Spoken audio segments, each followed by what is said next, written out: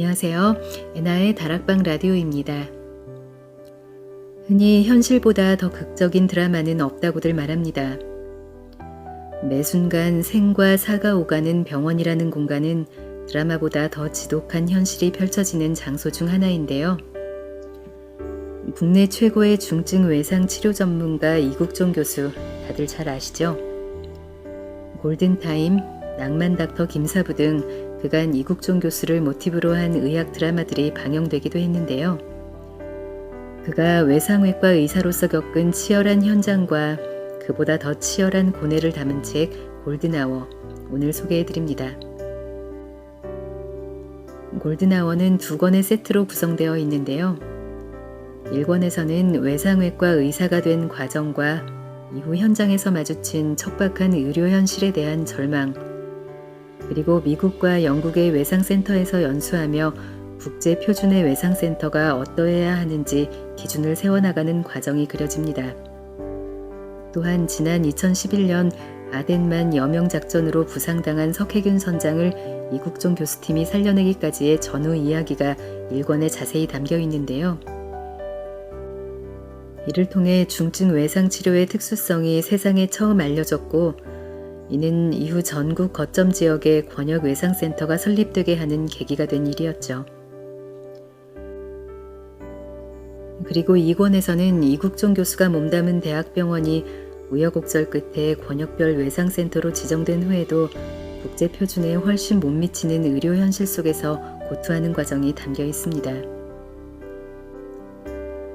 책의 서문에서 이국종 교수는 글재주가 특별하지 않은 이과 출신으로서 소설가 김훈의 칼의 노래를 등뼈 삼아 글을 써내려갔노라고 털어놓는데요.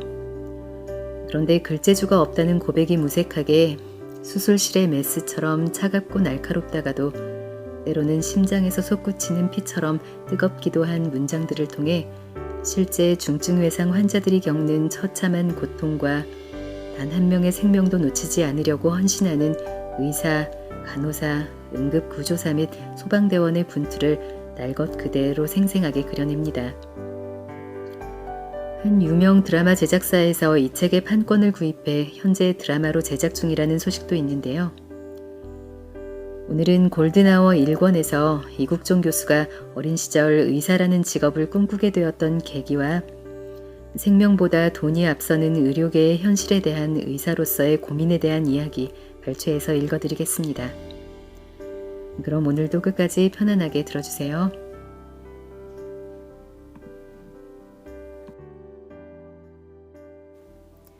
외과의사. 한국전쟁이 끝난 후 거리에는 눈알이 터져 안대를 하고 팔다리가 끊어져 불구가 된 참전군인들이 넘쳐났다고 했다.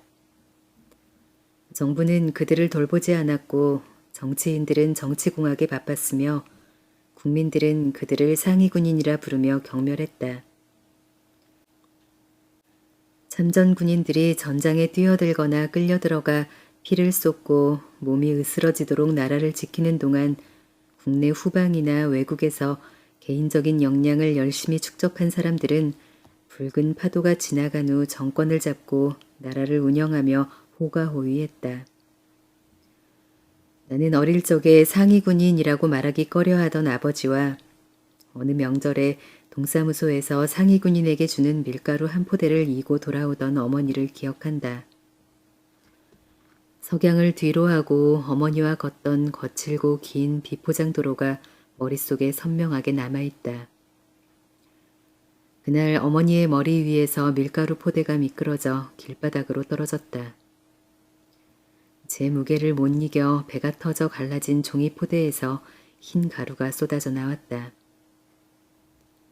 어머니가 쪼그리고 앉아 흙이 묻지 않은 밀가루의 윗부분을 손으로 퍼서 다시 봉투에 담는 동안 어린 나는 자꾸 눈물이 났다. 의료보험 지역 가입자 정책이 시행되기 한참 전인 1980년대에 아버지는 직장 생활을 예상보다 일찍 끝냈다. 그와 동시에 가족들이 기대던 의료보험이 사라졌다. 남은 것은 상위군인에게 지급되는 노란색 의료보호카드뿐이었다. 지정된 일부 병원과 의원만이 노란 카드를 받아줬고 환영받지 못하는 환자와 그 가족들은 곳곳을 전전해야 했다. 고등학교 시절 그중 한 의원 주사실에서 간호사에게 물었다. 여기는 왜 이 카드를 가져온 저 같은 환자들을 다른 환자들과 똑같이 대해주시나요? 주사를 놓던 간호사가 또렷한 목소리로 답했다. 당연한 거 아니야? 네가 왜 그런 걸 신경 쓰니? 그 병원의 의사와 간호사들이 모두 그와 같았다. 그 의원의 외과 의사 김학산 선생은 종종 내게 용돈을 쥐어주곤 했다. 나는 그곳 의료진이 고마웠다. 그러면서 나는 의사가 다른 개인의 인생에 미칠 수 있는 무게를 생각했다. 의사가 되겠다고 생각했을 때 고등학교 동창 정용식이 신설의과대학인 아주대학교 의과대학에 지원했다. 나는 그와 함께하기로 했다. 그는 어린 시절부터 친구였고 공부를 잘했으며 마음도 깊었다.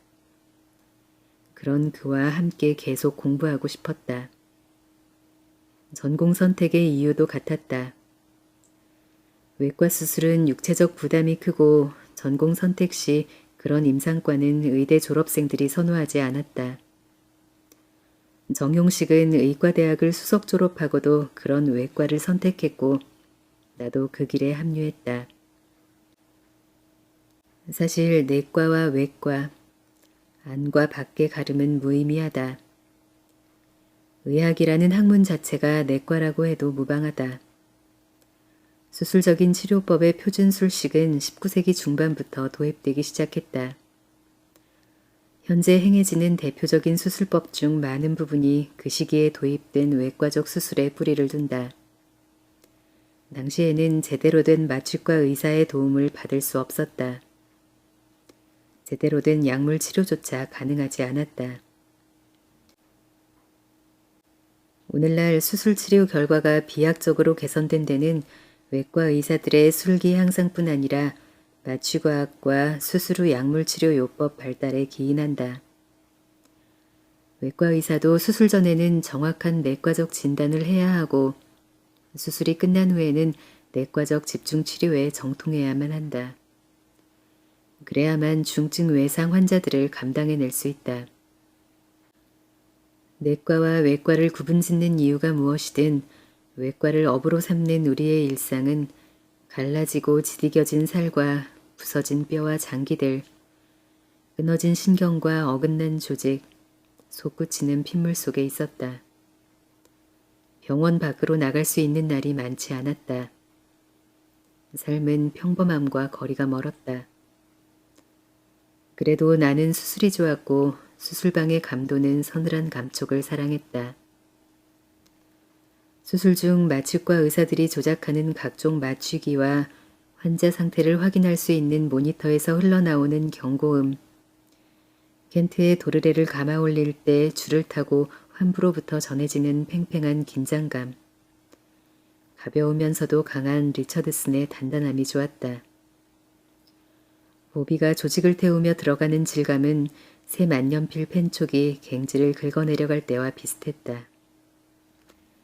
특히 메이오 시저의 묵직한 감촉을 좋아했다. 수술 간호사가 손목 스냅을 이용해 메이오 시저를 전달해 줄 때 경쾌하게 울리는 탁 소리와 오른손 손바닥에 닿는 시저의 금속성 질감은 팔을 타고 척추에 전달되어 온몸으로 퍼져나갔다. 고급 스테인레스 강으로 만들어진 이 무거우면서도 차가운 수술기구와 첨단 과학이 응축된 장비들이 사람의 혼을 이승에 잡아놓는다. 외과 의사는 칼날을 교체해서 사용하는 얇고 섬세한 수술용 팔을 시작으로 전기 소작기와 견인 장비 등으로 환자의 몸을 열어젖히고 환부를 향해 다가간다. 주요 혈관이나 장기를 만날 때 때로는 우회하고 때로는 쪼개가며 환부로 파고든다. 이렇게 환자의 파열 부위 깊숙이 들어갈 때 외과 의사들은 환자의 전신 상태까지는 집중하지 못한다. 마취과 의사들만이 그 공백을 틀어막는다. 수술대 위의 환자는 무의식 중에도 마취과 의사의 손끝에서 이승에 남게 되고 외과 의사는 그 상태에서만 환자의 환부에 접근할 수 있다. 나는 늘 내 좌측에서 말없이 굳은 일을 도맡는 마취과 의사들이 고마웠다. 거칠고 험한 수술적 술기들이 이루어지는 죽음의 전장에서 그들이 죽음의 기운을 막아주지 못한다면 차갑게 변해 미끌거리는 피의 감촉만이 내 손끝에 전해질 것이다. 이제 나는 외과 의사의 삶이 얼마나 무거운 것인지 뼛속 깊이 느낀다. 그 무게는 환자를 살리고 회복시켰을 때 느끼는 만족감을 가볍게 뛰어넘는다. 터진 장기를 꿰매어 다시 붙여놓아도 내가 생사에 깊이 관여하는 것은 거기까지다. 수술 후에 파열 부위가 아물어가는 것은 수술적 영역을 벗어난 이야기이고 나는 환자의 몸이 스스로 작동해 치유되는 과정을 기다려야만 한다. 그 지난한 기다림 속에서 내가 할 수 있는 일은 각종 인공생명 유지장치들을 총동원해 환자에게 쏟아붓는 것뿐이고 그것은 치료를 돕는 일에 지나지 않는다. 내 힘으로만 환자를 살려낸다거나 살려냈다고 할 수 있는가 하는 물음에 나는 답할 수 없었다. 외과 의사로 살아가는 시간이 쌓여갈수록 외과 의사로서의 나의 한계를 명백히 느꼈다.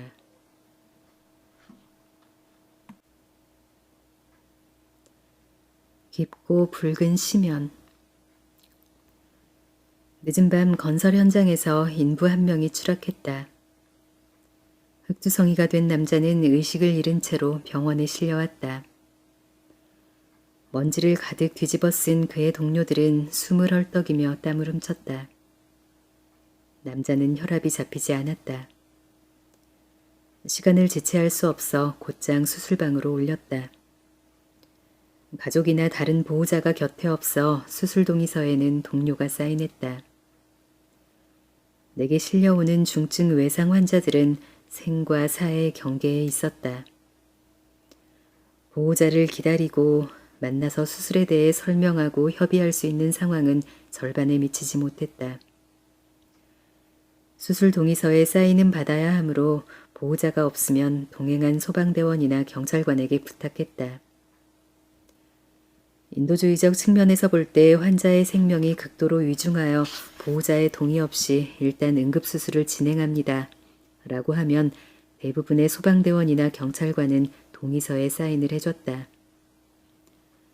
일부는 서명에 부담을 느꼈고 머뭇거리는 듯하면 나는 강요하지 않았다.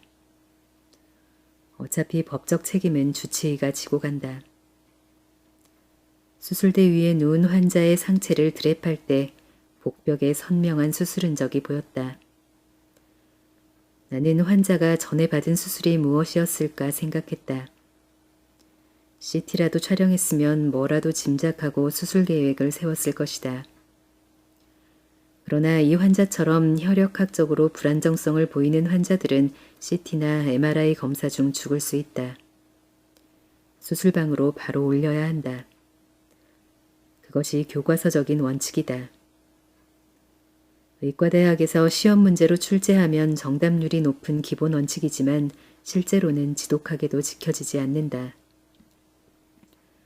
정확한 상태를 모르는 채로 환자 몸에 칼을 대는 것은 의사로서 두려운 일이다. 환자가 견뎌만 준다면 검사 결과는 수술에 도움이 되겠으나 너무 위험했다. 원칙을 지키려고 애썼으나 나조차도 힘겨웠다.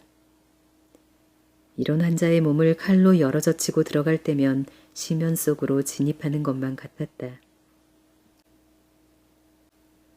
내가 열고 들어갈 그 깊고 피로 가득 찬 검은 구덩이 안에 무엇이 기다리고 있을지 짐작조차 할 수 없었다. 칼로 살을 찢고 들어가는 대부분의 순간 벌어진 몸은 검붉은 피를 격렬하게 토해냈고 나는 피칠갑이 됐다. 남자의 몸 안에는 이전에 받았던 큰 수술의 여파로 심한 유착이 남아 있었다. 복강 내 수많은 조직과 장기들은 다 엉겨붙어 한 덩어리와도 같아 보였다. 복강 제일 얕은 곳에서 간 파열로 인한 피가 쪼개진 간 조직 사이로 울컥거리며 뿜어져 올랐다. 환자의 피는 따뜻했다. 그것 하나가 그의 숨이 아직은 이승에 머물고 있음을 짐작해 했다. 피에 젖어드는 내 손은 환자의 환부에서 미끈거렸다. 끊임없이 솟구쳐 흐르는 찐득한 붉은 피와 복강 내 장 유착 때문에 시야가 잘 확보되지 않았다. 서둘러 간을 봉합한 나는 유착 박리에 들어갔다. 지루한 박리 수술이 끝나고 마침내 후복강까지 시야가 닿았을 때 나는 아연실색했다. 남자의 비장과 좌측 신장이 이미 없었다. 복벽의 흉터는 적출 수술의 흔적이었다. 나는 옆에선 임상실습생인 본과 4학년들을 독려하며 수술에 집중했다. 수술에는 스태프가 여럿 필요하고 그 중에는 전공의가 있어야 한다. 의사라면 모두가 아는 상식인데도 외상외과에는 외과 전공의가 배치되지 않았다. 나는 실습 나온 의과대학 학생들을 궁여지책으로 수술방에 세웠다. 제3조수를 맡고 있던 학생이 주춤거리며 뒤로 물러서기 시작했다. 내가 쏘아붙였다. 네가 흔들리면 이 환자는 죽는다. 네, 알겠습니다. 힘드냐? 아닙니다. 나는 학생의 말이 끝나기가 무섭게 말을 받았다. 그럼 자세 흔들리지 마라. 더욱 다가서고 허리를 들어 수술대에 붙여. 네. 임상실습 과정 중에 선배 의사들이 힘드냐고 물을 때 그렇다고 대답하는 졸업반 학생은 없다. 그들은 그냥 대학생들이 아니다. 대부분 의과대학에 들어와 살인적인 학업량을 버텨내고 산전수전 다 겪고 살아남아 최고학년까지 진급해 올라온 졸업반 학생들이다. 몇 달 뒤 의사 자격면허 시험을 통과하면 곧장 의사로서 실무에 투입되어 제 몫을 해내야 한다. 그런 학생치고 쉽게 물러서는 사람은 없다. 나는 약한 의사는 없다는 생각으로 학생들을 몰아붙였다. 같이 일할 전공의들 없이 임상실습생들과 수술 현장에 서야 하는 내 상황은 끊임없이 불안했다. 개별 환자의 치료 결과가 좋다고 하더라도 이런 식의 업무 형태로는 지속 가능성이 없었다. 나는 그만둘 시점을 고민했다. 때를 잘 잡는 것이 중요한 현안이었다. 하던 일을 더는 할 수 없게 되는 것은 내 환자들도 마찬가지였다. 그들 대부분이 몸쓰는 일을 했고 몸을 쓰다 깊이 다쳐 죽다 살아났으나 이전만큼 몸을 쓰지 못할 가능성이 높았다. 비장과 신장 한쪽에 없는 이 남자도 상황은 같았다. 그는 목숨은 건졌으나 더는 공사장 인부로 밥벌이하기는 어려울 것이다. 궁금해졌다. 남자와 나 둘 중 누가 먼저 제터를 떠나 다른 곳에 몸을 들일 것인지. 나는 수술을 마치고 남자를 중환자실로 올렸다. 한쪽만 남아있던 우측 신장은 적출하지 않았으나 하나뿐인 신장으로 저혈류성 쇼크에까지 빠진 남자는 한동안 인공호흡기와 인공신장기에 의존해야 했다. 나는 의식 없이 누워있는 그를 멍하니 쳐다보았다. 일을 그만두기에 가장 적합한 때를 살피는 나에게 제 목숨을 맡긴 남자를 보며 미안해졌다. 가냘픈 노동자의 목숨이 비루한 내 인생에 힘겹게 기대고 있었다.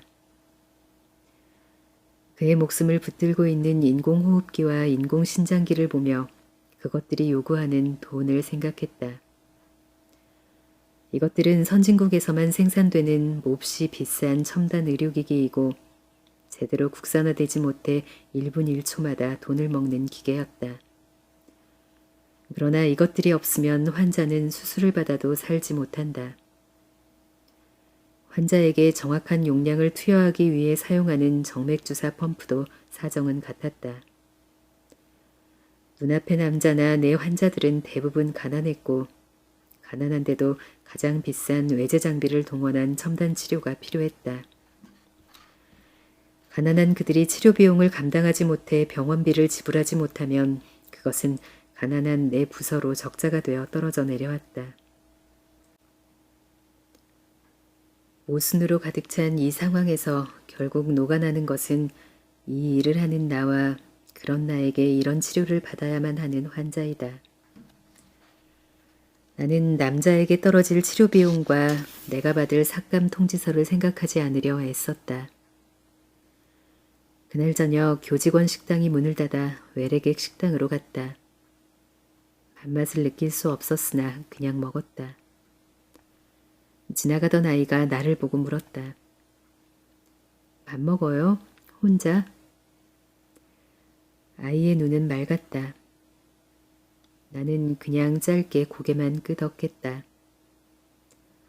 다시 숟가락을 들려 할 때 원목인 손덕식 목사가 다가와 프린트한 기도문을 주며 말하고 갔다.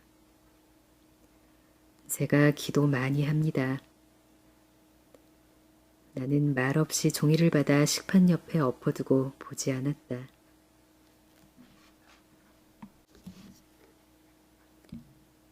정책의 우선순위. 피는 도로 위에 뿌려져 스몄다. 구조구급대가 아무리 빨리 사고 현장으로 달려가도 환자는 살지 못했다. 환자의 상태를 판단할 기준은 헐거웠고 적합한 병원에 대한 정보는 미약했다.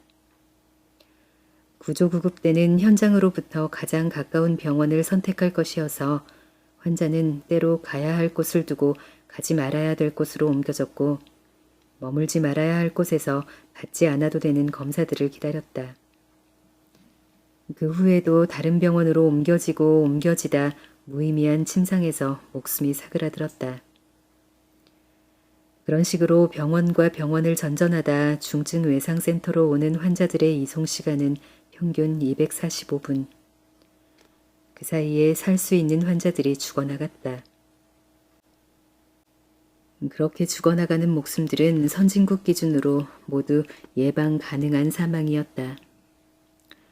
사지가 으스러지고 내장이 터져나간 환자에게 시간은 생명이다. 사고 직후 1시간 이내에 환자는 전문 의료진과 장비가 있는 병원으로 와야 한다. 그것이 소위 말하는 골든아워다. 그러나 금쪽 같은 시간은 지켜지지 않았다.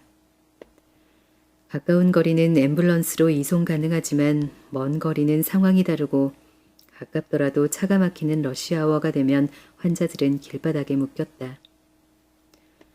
고속도로나 일반 도로에서 심하게 흔들리는 앰뷸런스 안에서 할 수 있는 것은 거의 없다. 앰뷸런스로 2시간 넘게 걸리는 거리가 헬리콥터로는 20분 안쪽이면 충분하며 이송 중 응급처치까지도 가능하다. 그렇게 실어온 환자들의 생존 가능성은 당연히 높다. 내가 미국에서 보고 런던에서 보고 일본에서 봤던 사실이었다. 나는 헬리콥터를 이용한 이송 체계가 중요하다는 것을 알았다. 그러나 그것은 일개 지방병원의 외과 의사가 원한다고 되는 일이 아니다. 죽지 않아도 될 환자를 죽지 않게 하겠다는 정부의 의지가 필요했고 그 의지를 실현시킬 정책이 필요했으며 관련된 자들의 합의가 필요했다. 그러나 정책을 누가 만드는지는 알 수 없었고 확실한 정책은 보이지 않았다. 보이지 않아서 나는 그들의 실체를 알 수 없었다. 그런데도 결정적인 제약과 한심한 조치들은 늘 보이지 않는 정책이라는 이름으로 정부로부터 몰려왔다. 보건복지부 손영래 과장이 마련한 회의 자리에서는 헬리콥터를 이용한 의료진의 현장 출동과 중증 외상 환자 치료체계 전반이 화두였다. 나는 중증 외상 환자 이송에 헬리콥터를 도입해야 한다고 발표했다. 죽지 않아도 될 목숨을 살리려면 우선되어야 할 것이었다. 동석한 의료인들은 헬리콥터의 이착륙 장소와 소음 등을 문제 삼으며 반대를 표했다. 나는 경험했다. 런던 시가지의 수백 년 된 건물들 사이에서 헬리콥터가 날고 내려앉았다. 사람들은 의료 헬리콥터로 인한 불편을 기꺼이 받아들였다. 서울의 도로는 역사가 오래된 외국의 대도시보다 넓고 잘 정비되어 있으며 동네마다 큰 운동장을 가진 공립학교들이 있어 착륙 거점으로 쓸 수 있었다. 한국의 도로 정도면 얼마든지 유사시에 헬리콥터의 이착륙이 가능하므로 나는 신뢰를 들어 가능성을 논했다. 그러나 모두 안 된다고만 했다. 제대로 된 중증 외상 의료 시스템을 세우려면 국가의 방향 설정이 필요했다. 사사롭게 바란 바는 없었다.